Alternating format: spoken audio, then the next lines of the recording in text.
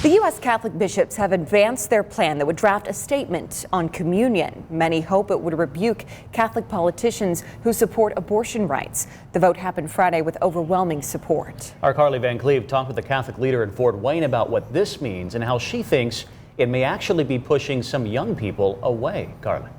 Brian, I reached out to our Fort Wayne area Bishop Kevin Rhodes, but he was unable to speak with me today. But in the virtual conference, he says they are no longer proposing this as a national policy, but leaving it up to individual bishops to decide.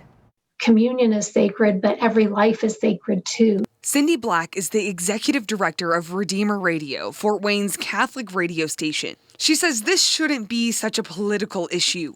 Politics are of this world, whereas our faith and the eternal person are above that. She says the Catholic Church should welcome all, even if a person goes against the church's beliefs like abortion. I would just hate for anyone who is seeking to follow Jesus the best that they can to be denied the sacrament, especially when they could have repented. According to surveys from the Pew Research Center, more than half of U.S. Catholics favor abortion rights and believe a person should not be denied communion. The Catholic Church values every person, and we need to accept where people are on their journey. Pew also released this data showing the Catholic Church is divided mostly on party lines. I think that there are good Catholics who have hold a variety of political views, and that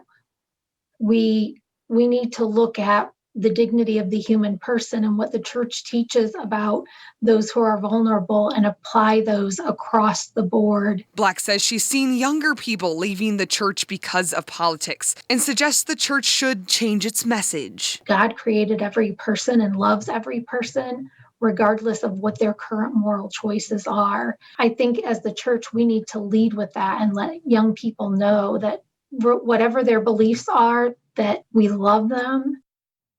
Well, the number of those young people leaving the church or not subscribing to a belief at all is on the rise. In Indiana, recent Pew research says 26% of surveyed Hoosiers claim no religious affiliation whatsoever. I also reached out to a Bishop Dwenger theology teacher who says he was willing to talk with me, but he says officials with the diocese insisted on being with him during the interview. But that wasn't possible today.